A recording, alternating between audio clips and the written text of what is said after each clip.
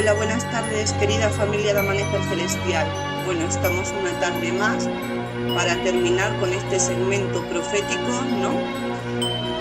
Disculpadme la demora, sabéis que he estado mal de salud, sigo estando un poco delicada, os pido oraciones, pero bueno, ya no lo podía postergar más, así que vamos, porque el tema que viene después nos interesa a todos. Venga, pues vamos a iniciar con una oración. In nomine Patris et Filio et Spiritus Sancto. Pater noster, qui es in celis, sanctificetur nomen tuum, adveniat regnum tuum, fiat voluntas tua sicut in cielo et in terra. Pane nostrum quotidianum da nobis hodie, et dimitti nobis debita nostra, sicut nos dimittimus debitoribus nostri, et ne nos inducas in tentationem, sed libera-nos a malo. Amén. Ave María, gratia plena, Dominus tecum, benedicta tui mulieribus, benedictus fructus ventris tui, Iesus. Santa María Mater Dei, ora pro nobis peccatoribus, nunc et in hora mortis nostre. Amén. Gloria Patri et Filio et Spiritui Sancto, sicut erat in principio et nunc et semper et in saecula saeculorum. Amén. Sancte Micael Arcangelo, defende-nos in proelio contra nequitiam et insidias diaboli esto presidium. Imperetili Deus supplices deprecamur. Tuque princeps militias celestis, Satanam aliosque spiritus malignos, cuias perditionem animarum purgabantur in mundo, divina virtute in infernum detrude. Amén. In nomine Patris et Filio et Spiritui Sancto. Amén. Bueno, familia, pues vamos a empezar con este Apocalipsis en este primer viernes de mes tan especial. Y me gustaría que hubiese tiempo para comentar un poquito de noticias de actualidad bastante significativas, ¿no? Como pues la visita, ¿no?, de este personaje a España, todo este espectáculo que va a haber alrededor, ¿no?, mediático, tan relacionado con esta agenda, ¿no?, que lleva una fecha por medio, y también pues de este nombramiento significativo, ¿no?, de un laico. Vamos a ver el peligro, si nos da tiempo, de poner a los laicos en lugares santos. Y es que desde luego estamos en una fecha en la que el Apocalipsis ya no es un interrogante, sino que es una realidad que estamos viviendo. No solamente es una realidad, sino que va muy avanzado, como vamos viendo. Hasta ahora hemos estado viendo las trompetas, hemos estado viendo los sellos y quedaban las copas. Las copas es el juicio de Dios cuando Dios dice que ya está, ¿vale? Y ya entonces destruye este reino de maldad para instaurar los nuevos cielos y la nueva tierra. No hay un descanso, no hay un reino intermedio, no hay un reino eucarístico, ni un milenarismo mitigado, ni 30 años de florecimiento de la Iglesia. Todas estas cosas ya han pasado, como está ya, ¿no?, explicado en anteriores vídeos. Y lo que viene ahora es tan crucial, que después de ver, y esta vez, en vez de ver las copas, como ya eso es una síntesis, ¿no?, de lo que es el juicio de Dios, vamos a hacer un resumen de las profecías de Daniel y vamos a ver qué personajes intervienen aquí. El falso profeta, las falsas señales y prodigios que va a hacer. Vamos a ver un poquito, ¿no?, bajo la lupa de Chesterton, este personaje que puede ser el anticristo, el misterio de iniquidad. Vamos a ver también el peligro del aparicionismo, del milenarismo mitigado y la guerra de Gog y de Magog. Entonces vamos a iniciar ya sin más. El tema es bien interesante y vamos a iniciar con las profecías de Daniel. Un momentito. Yo siempre hago mis chuletas para no cambiar de tema y no. Necesito llevar ese orden en mi vida. Hay gente que les sale de corrido y yo podría estar hablando horas, pero podría irme de un tema a otro, desviarme y no quiero. No quiero, quiero ser muy concreta porque el tema es bastante serio. Las profecías de Daniel, dirección a los cielos, los llamo yo. Bueno, a mí siempre me gusta tomar como referencia, ¿no?, para hacer mis estudios, tanto de apologética como otros temas que se están haciendo para el canal, tomar como referencia a Monseñor Straubinger, a Santo Tomás de Aquino, a San Agustín, o sea, los grandes doctores, ¿no?, y maestros de la tradición católica de toda la vida. No cojo revelaciones privadas, sino que voy a los grandes doctores, a ver qué nos pueden enseñar ellos. Bueno, pues empezando con estas profecías de Daniel, ¿no? Hay un imperio que se llama el imperio de las 4 bestias. Estas bestias representan una sucesión de imperios.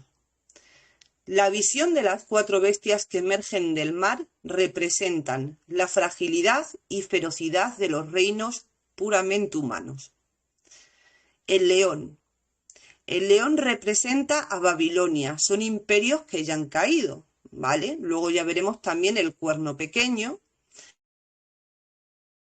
El león representa a Babilonia, representa el esplendor y la fuerza inicial de Nabucodonosor, imperio que cayó. El oso representa a Medo-Persia, simboliza un poder algo más pesado y materialista. El leopardo, Grecia, la rapidez de sus conquistas y la división posterior de su imperio en 4. Y tenemos a la 4ª bestia, ¿no?, que es la ciudad de las 7 colinas, que es Roma. Monseñor Straubinger enfatiza que este imperio es diferente de todos, caracterizado por una fuerza férrea que devora y desmenuza. Estamos hablando, ¿vale?, de estas visiones que son anteriores al cumplimiento de la caída del templo, ¿no?, después de la venida de nuestro Señor Jesucristo, y estamos hablando de esta Roma, ¿no?, que destruye el templo de Jerusalén, esta preiglesia. Pero claro, todo esto tiene luego su contraparte, ¿no?, en los tiempos actuales, en lo que es el Apocalipsis bíblico. La Roma escatológica. Monseñor Straubinger advierte que la 4ª bestia tiene una fase final. Los 10 cuernos no solo representan reyes históricos, sino una confederación de naciones que surgirá en los últimos tiempos, preparando el escenario para el anticristo. Ahora yo os pregunto a vosotros, ¿podría tratarse de la ONU? La semana 70. Luego vamos a ver Gog de Magog y vamos a ver un poquito, ¿no?, qué naciones pueden representar esta última batalla. La semana 70, tan famosa.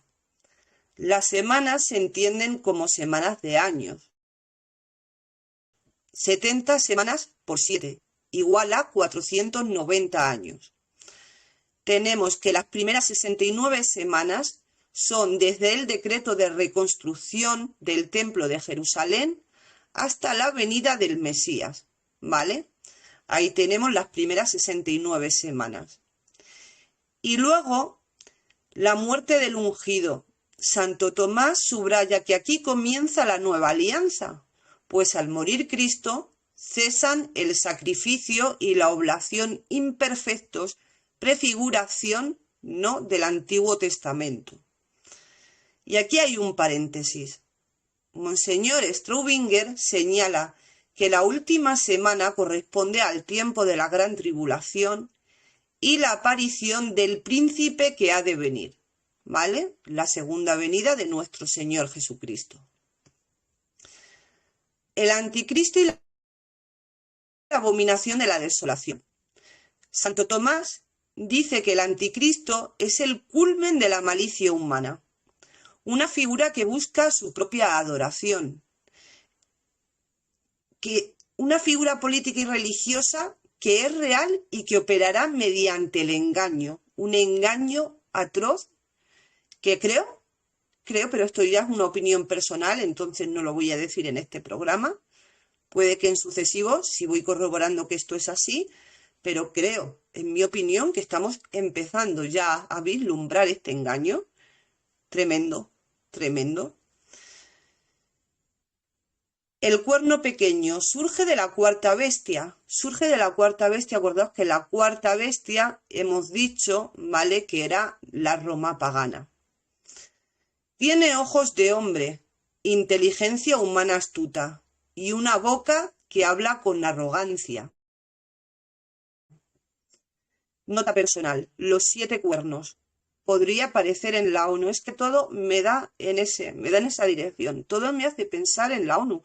Y es que de hecho por sus frutos los conocerán y los frutos son visibles.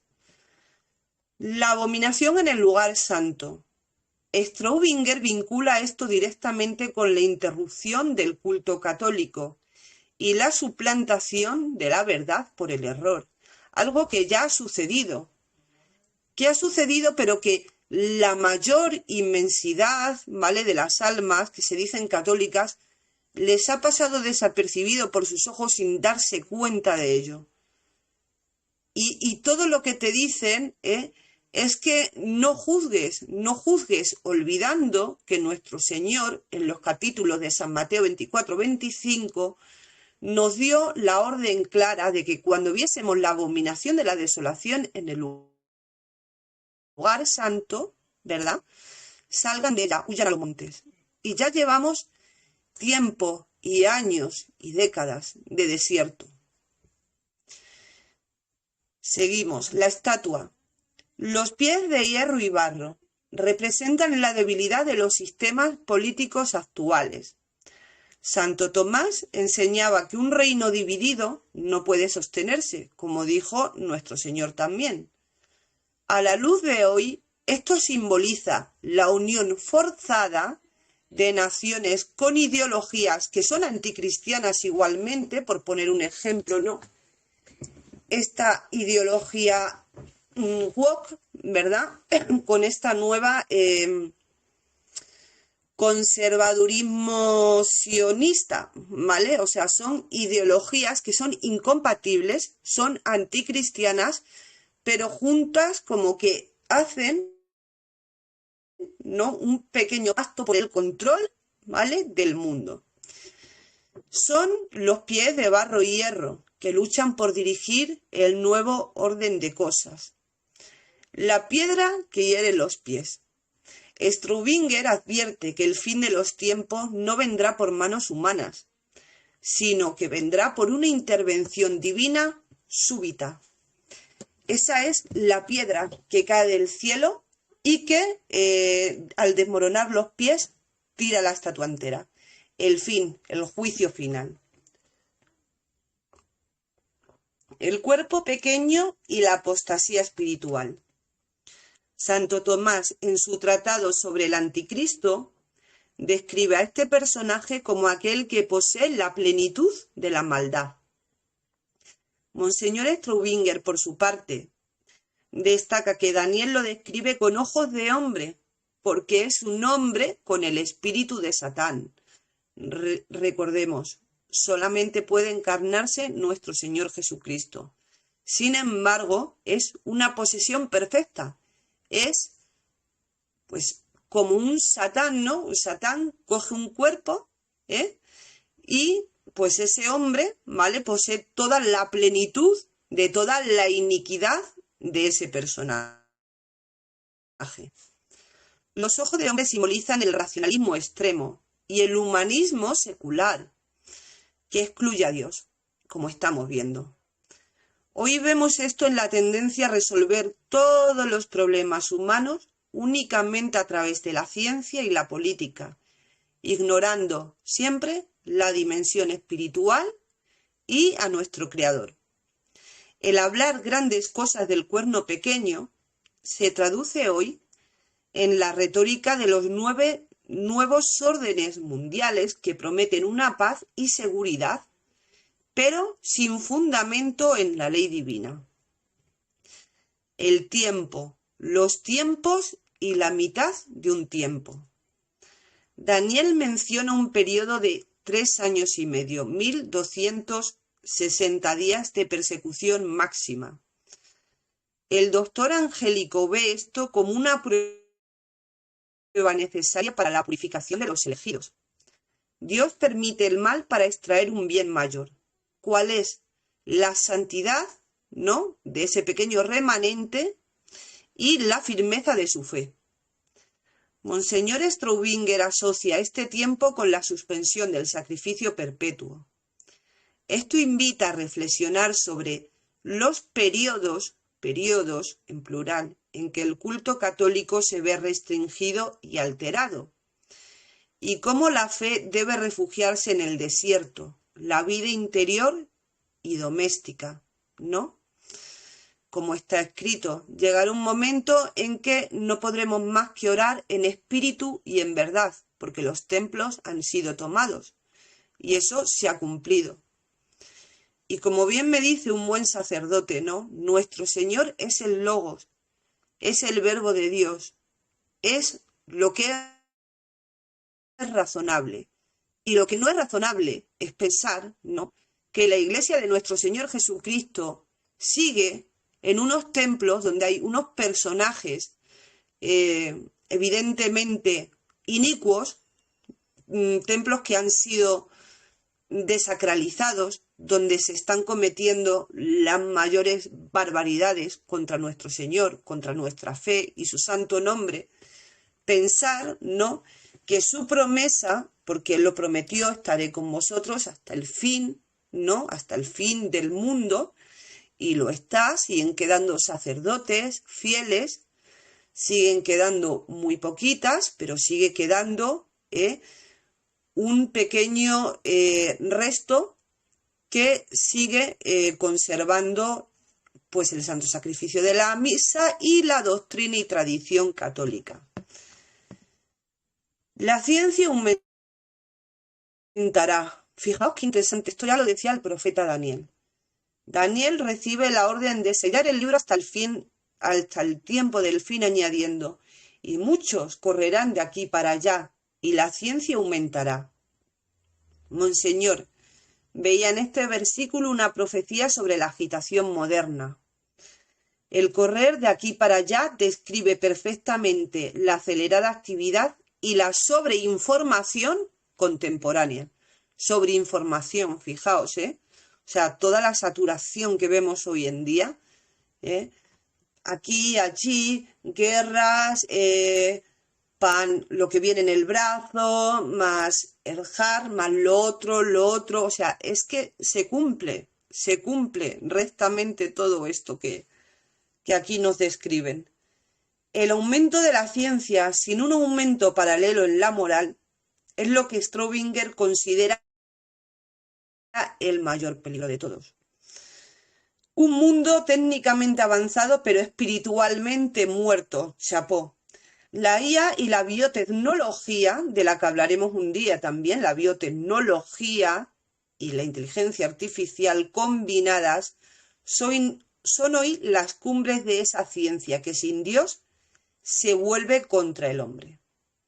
La marca de la bestia, que no es simplemente algo físico, un microchip, porque las profecías también están muy tocadas y muy protestantizadas por todos los sectores, porque como dijo el Papa León XIII, y muy bien lo plasmó en su oración a San Miguel, ¿no?, heriré al pastor y se dispersarán las ovejas.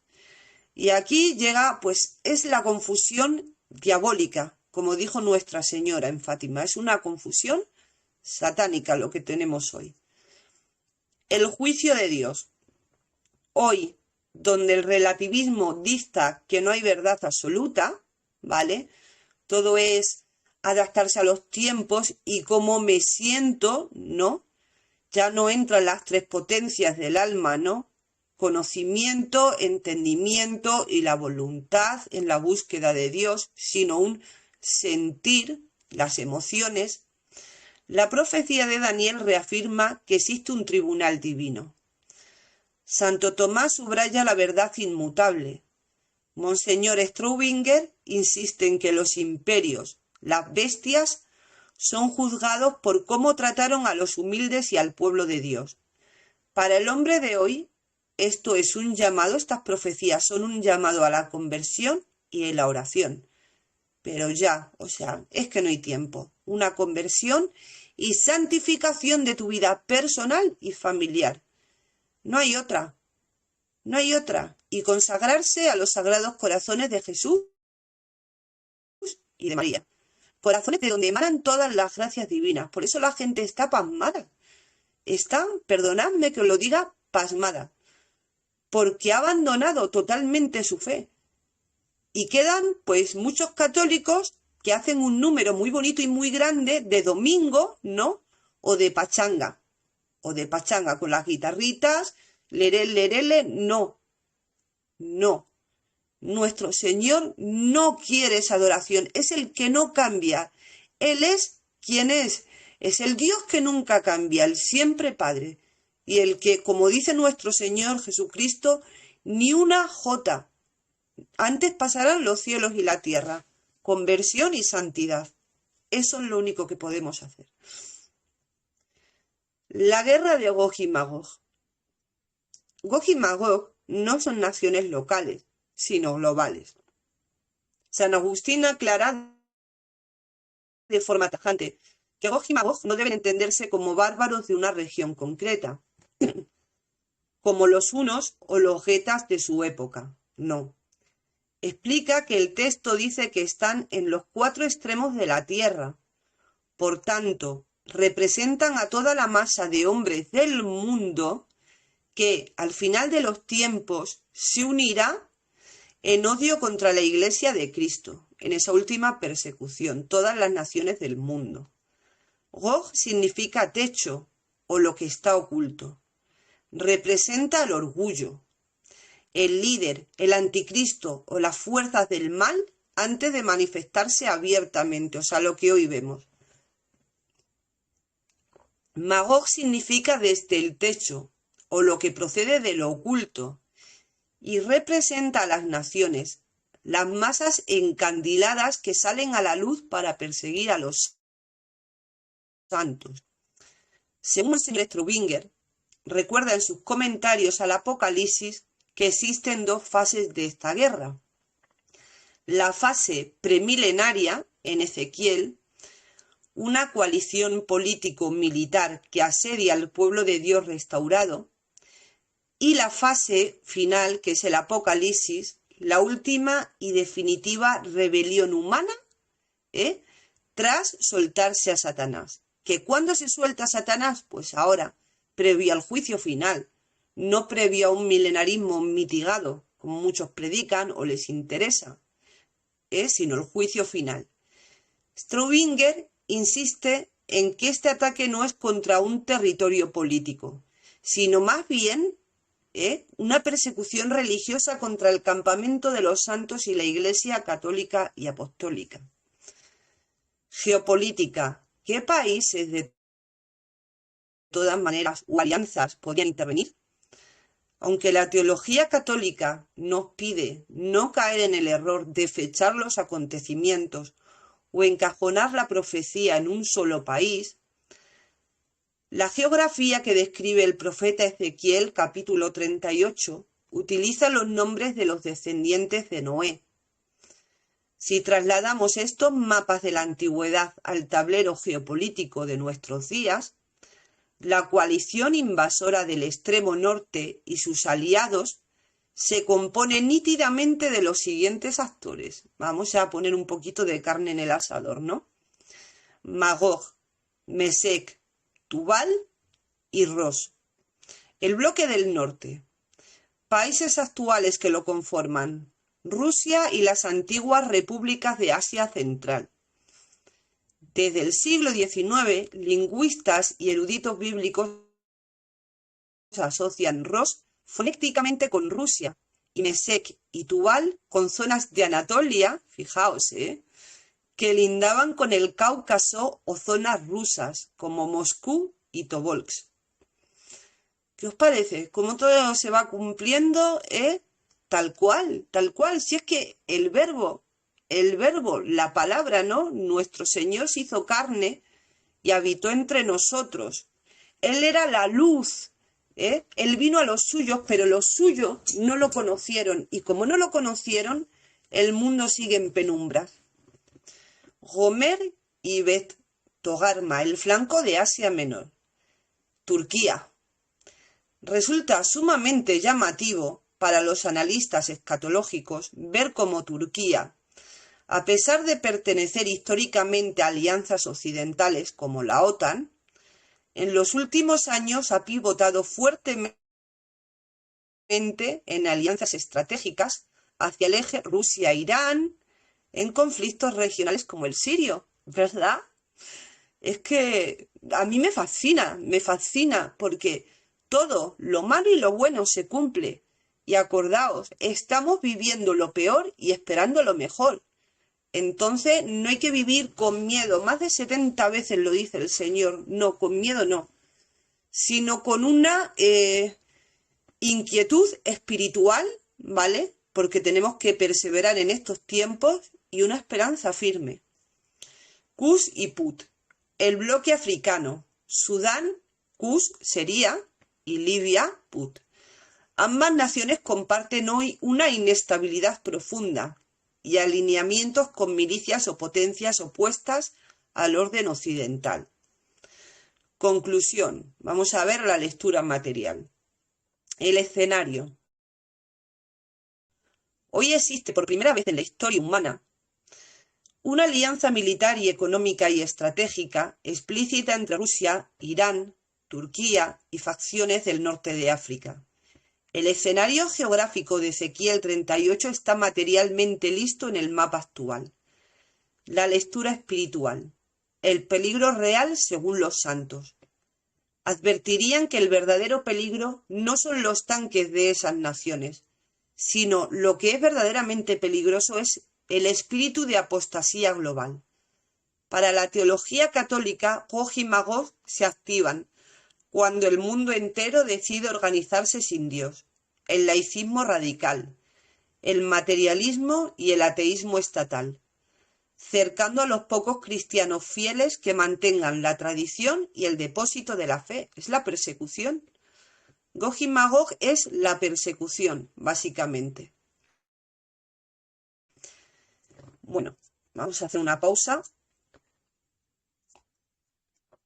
La verdad que esto es agotador. Llevo unas semanas que son tremendas y vamos a ver el falso profeta, ¿vale? Esto es muy necesario tenerlo en cuenta. Y una lectura del Anticristo de Soloviev que a mí me cuadra muchísimo, muchísimo con lo escrito por los santos y que ya hemos mencionado anteriores veces sobre el Anticristo. Vamos a empezar, ¿no? Viendo pues lo que el otro día ya empezamos, que es el comportamiento y señales que acompañarían al misterio de iniquidad. Hoy veamos algunas características a la luz de las Sagradas Escrituras de lo que podría ser este sujeto. Straubinger enfatiza que el Anticristo no se presentará como un monstruo repulsivo, sino como el simulador de Cristo. Su éxito radica en la seducción. El seductor de las naciones. Oye, la oración de San Miguel Arcángel larga es como para hacer un análisis teológico completo. Lo voy a hacer y me voy a poner con ello. O sea, total, se ha cumplido total. Ser un genio político y orador extraordinario. Cuando se cumplan 3 años y medio de su engaño y seducción, Straubinger destaca su megalomanía. Hablará grandes cosas y blasfemias. Se presentará como el pacificador y salvador del mundo en un momento de crisis total, logrando una fascinación universal que hará que toda la tierra siga a la bestia. Su apariencia exégesis de Straubinger sugiere una figura de majestuosidad y poder. Su belleza física será puramente terrenal y engañosa, diseñada para captar la admiración de quienes han perdido la fe. no viene a destruir la civilización, sino, según él, a perfeccionarla. Y ya vemos muchos personajillos por ahí que vienen presentándose como grandes salvadores de la humanidad, ¿verdad? O grandes ayudantes, y lo que se ve por sus frutos es que son totalmente lo contrario, pero las masas están seducidas, y sobre todo las mujeres. O sea, yo siento decirlo así por la parte que me toca, pero hay muchas mujeres que están muy ciegas, que no ven lo que hay delante de sus ojos, porque cifran su fe, ¿no? En vez de poner la fe en lo que le tiene que poner, ¿no? En nuestro Señor, nuestra familia celestial, lo ponen sobre personajes terrenos y salvaciones externas. Y es abominativo. Las figuras que se ven por ahí son abominativas. En fin, es un pequeño calco de lo que ya nos está por venir a forma ya general, un engaño generalizado. No olvidemos que la serpiente engañó a Eva. Engañó a Eva. Y este personaje va a ser el seductor de las naciones. Signos y portentos milagrosos. Pues hay santos que dicen que se va a simular un nuevo Pentecostés. ¡Hala! ¿Qué me dices? Sí. Apocalipsis menciona que el falso profeta hace descender fuego del cielo a la tierra a la vista de los hombres. En las Escrituras, el fuego del cielo es la señal del Dios verdadero, como con Elías en el Monte Carmelo, ¿no?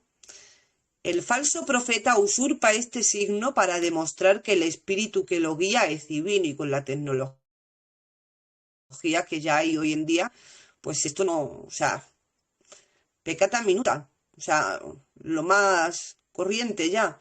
Según Straubinger, podría ser un fenómeno físico real, pero enfatiza que busca engañar incluso a los elegidos, haciendo creer, ¿no?, que este nuevo reinado que se nos viene tiene la bendición del cielo. Y aquí es donde deberíamos discernir profecías privadas como Garabandal, Meyubore y otras que fácilmente pueden lucirnos a un engaño tremendo y atroz. Porque acordaos que este personaje es antiguo en días y tiene los conocimientos científicos, tecnológicos, sabe las apariciones, sabe, ¿no?, que hay masas enormes que están esperando determinado momento, determinado día para que aparezca no sé qué, y pueden hacerlo aparecer. Y pueden hacerlo aparecer. Yo no es por nada. Nuestra Señora la Santísima Virgen ya lo dijo en Fátima y se cerró un periodo profético con advertencias muy graves pidiendo la consagración a su Inmaculado Corazón. Y acordaos, hay una verdadera devoción al Inmaculado Corazón de María y hay una falsa devoción, que es la de aquellos que siguen cualquier corriente, cualquier aparición, que además es imposible porque jamás estoy segura, pero como que el día, como que hoy es de día, que Nuestra Señora jamás va a contradecir ni una de las leyes, mandamientos, ni mucho menos el Evangelio de su Santísimo Hijo, porque su mandato es hacer lo que Él os diga, hacer lo que Él os diga. Siempre en sus apariciones han ido por ahí, Nuestra Señora de Guadalupe, Fátima, pero hoy en día no, hoy en día son dogmas, ¿vale? Cualquier aparición que hay por aquí. La herida mortal curada. Se describe que una de las cabezas de la bestia fue herida de muerte, pero su herida mortal fue curada.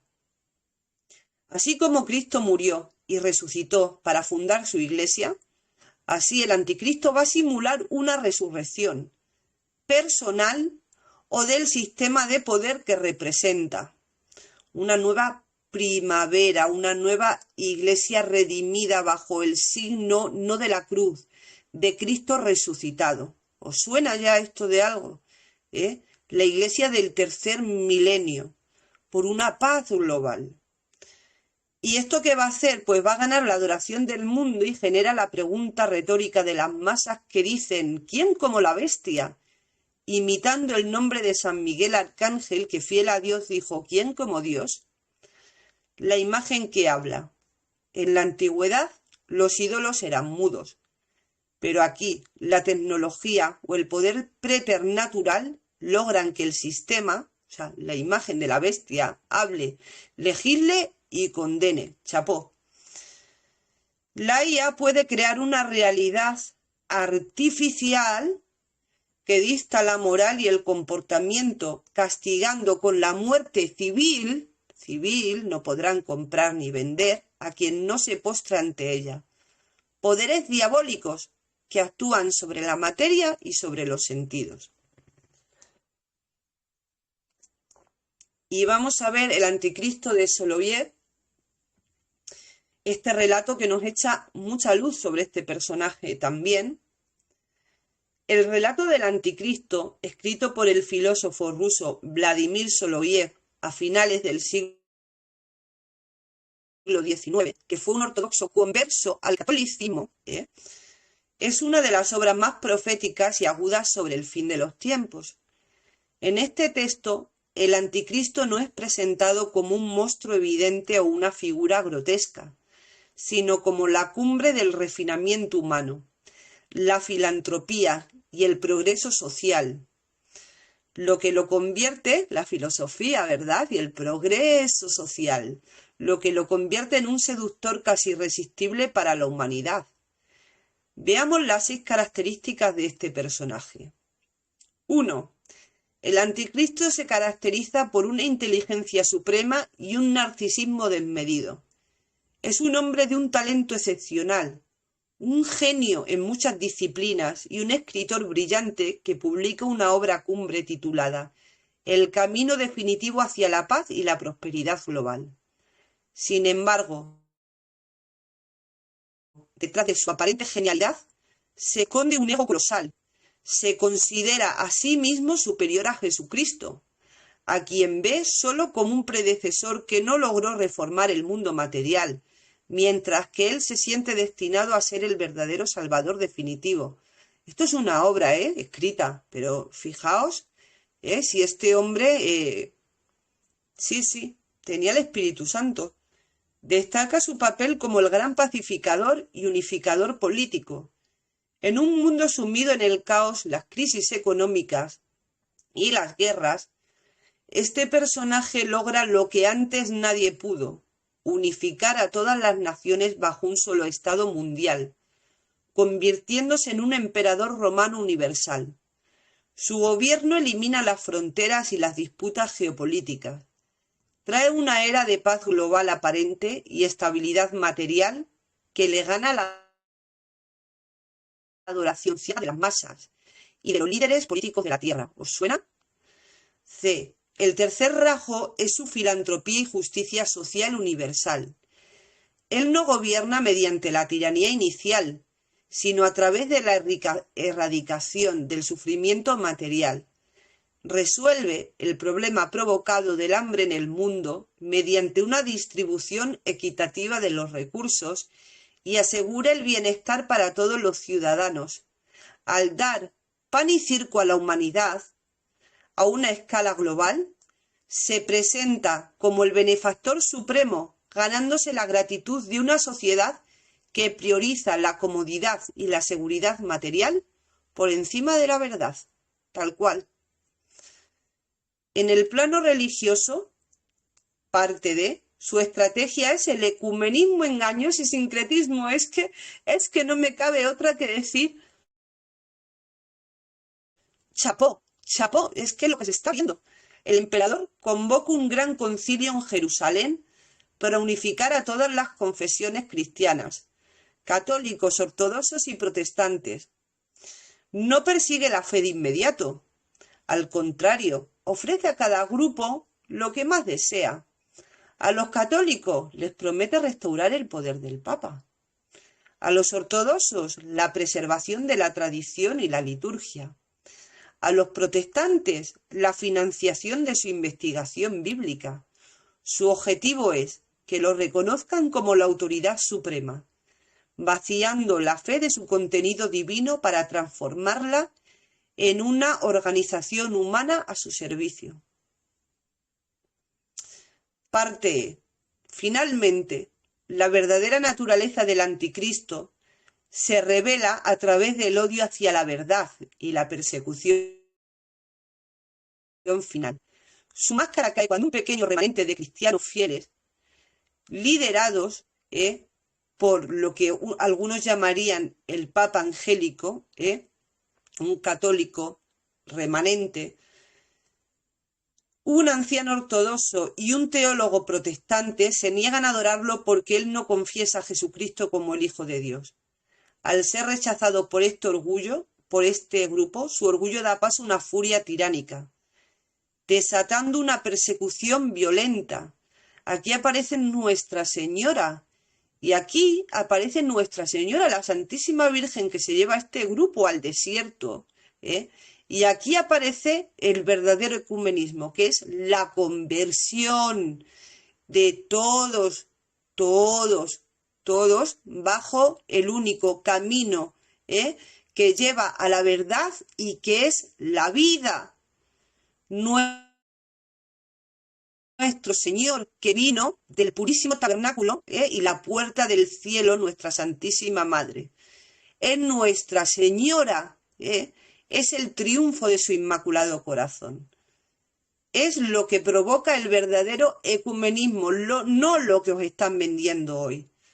Lo que precipita, esto ya lo precipita el desenlace escatológico y con esta persecución atroz, pues la intervención divina. Añado un poquito más de advertencia sobre este personaje que se va a presentar además muy en breve. Ahora llaman instrumento a los medium, ¿vale? Hay una señora por ahí que se hace llamar Luz de María, que es seguida por cientos de miles de personas, con un lenguaje totalmente nueva era, que va dando mensajes que van cambiando según los acontecimientos en curso, y unos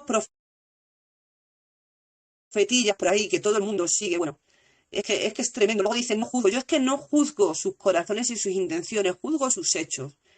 Y gran favor está haciendo este Xavier Eiral, esta Luz de María, entre comillas, padre Rabasi, conservador, gran favor están haciendo al pueblo católico. Como haciendo tragar el que estén poniendo a laicos, mujeres, en dicasterios y puestos que siempre han pertenecido a la vida consagrada antes de esta falsa estructura, y que algunos grandes sacerdotes seguidos por los llamados tradicionales, entre comillas, lo aplauden, como el padre Rabasi. Pues aquí viene hoy mi advertencia contra estos profetillas.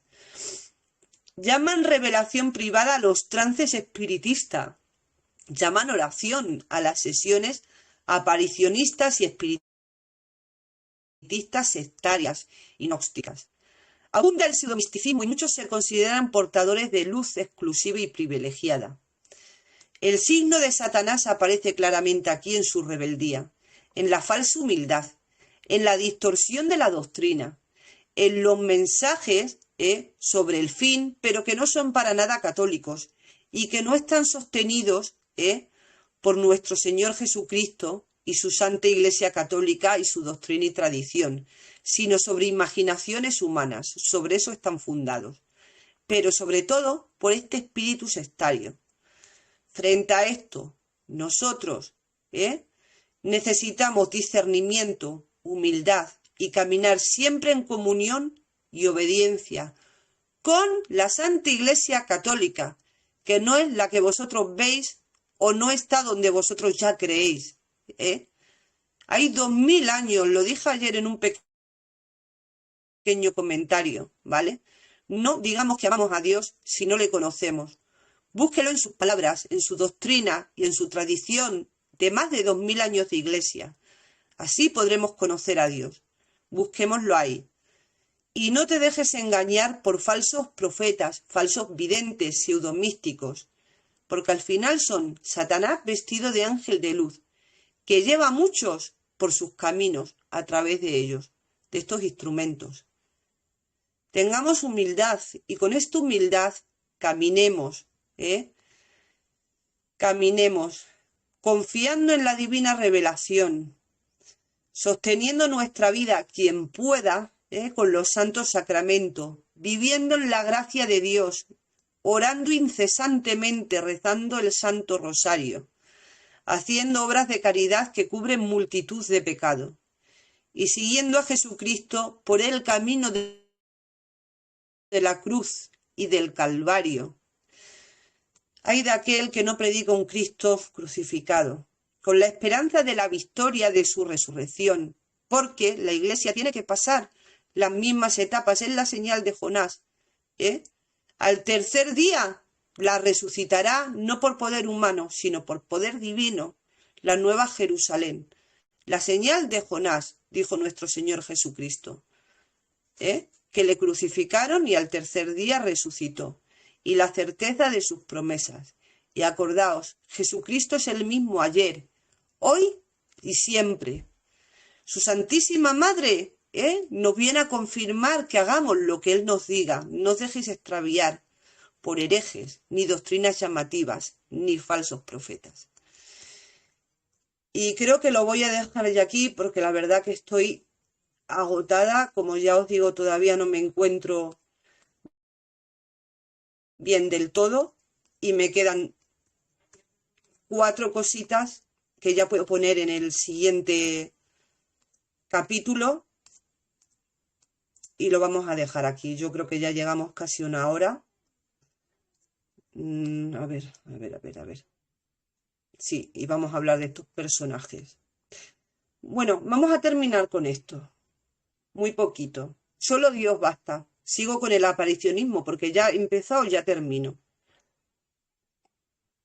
El pensamiento del padre Leonardo Castellani sobre el aparicionismo y el milenarismo carnal, donde suele encajar la figura del gran monarca, que solamente hay un gran monarca, que es nuestro Señor Jesucristo, craso error, en mayúscula, es de una lucidez crítica absoluta. Para Castellani, el peligro no es solo el engaño individual, sino la desviación teológica de la esperanza cristiana. El peligro del aparicionismo. Para Castellani, el aparicionismo es una patología de la fe que surge cuando el sentimiento religioso se desvía de la doctrina y la sobriedad del Evangelio. Sustitución de la fe por la curiosidad. Castellani advertía que el hambre de milagros es a menudo un síntoma de falta de fe verdadera. Quien busca constantemente señales externas suele descuidar la revelación pública, es decir, las escrituras, la tradición y el magisterio. El morbo psicológico. Señalaba que muchas supuestas apariciones no son de origen divino, ni demoníaco tampoco, sino fruto de la histeria, de los deseos, de la autosugestión, de la desobediencia camuflada, que es el mayor peligro, que es cuando un vidente o sus seguidores ponen esa orden o ese personaje o esa aparición por encima de la autoridad de la Iglesia, creando una suerte de magisterio espejo o paralelo. El distractor del anticristo. El padre Castellani sostenía que el exceso de aparicionismo sentimental prepara el terreno para el hombre de pecado, quien usará prodigios mentirosos para seducir incluso a los elegidos. Milenarismo y la figura del gran monarca. Pues primero recordamos que es una profecía no dogmática, que vaticina un rey que restaurará la cristiandad antes del fin. Castellani es sumamente cauteloso y crítico con esta idea por las siguientes razones. El padre Castellani distinguía entre el milenarismo mitigado y el milenarismo carnal. Este personaje suele ser la pieza central de un mesianismo temporal que promete un reino de paz y abundancia, puramente terrenal antes de la parusía. Unos añitos. El peligro es creer que la Iglesia triunfará de forma definitiva antes del retorno de Cristo y sin la intervención directa de éste. Que como dice, igual que le vieron, acabamos de pasar Pentecostés, ¿no? irse, así mismo vendrá. No hay intermedios. Esto contradice el Catecismo numeral 677, que dice que el triunfo será a través de la pasión y no de una victoria política previa. Peligros. Esperar, ¿vale? Estos personajes providenciales pueden llevar a la pasividad cristiana, que es lo que hoy vivimos, y en lugar de resistir al mal en el presente, los fieles se sientan a esperar a que un personaje casi mágico solucione los problemas. Confusión con el anticristo, esto ya es el colmo. Castellani advierte que además el anticristo se presentará precisamente como un gran restaurador, un pacificador y un unificador. Si el fiel está entrenado para buscar un César cristiano, podría terminar adorando a la bestia por falta de discernimiento. Por cierto, todo lo que no viene de la verdad viene de la mentira y del padre de la mentira. Y estos personajes son contradictorios. Pero como os digo, no hay discernimiento espiritual porque, como bien dijo el padre Castellani, no tienen ya raíz en su fe. Y esto es el verdadero peligro. Y ahora os voy a decir la regla de oro del padre Castellani y ya lo dejamos aquí. Sobriedad. No busquéis fechas ni personajes específicos, ni videntes.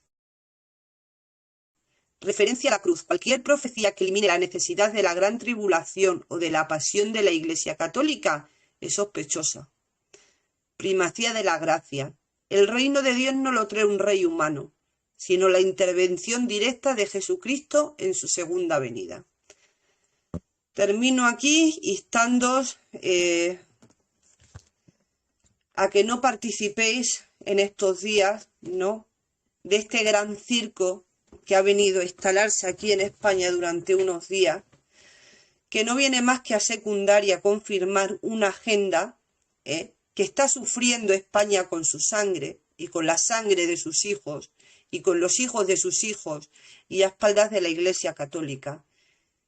Y que disciernan, no olviden, termino con esta frase: si no buscáis el camino, que es la verdad, que es nuestro Señor, que es lo único que lleva la vida, que es la vida eterna, vamos a caer en el hoyo y en cualquier engaño.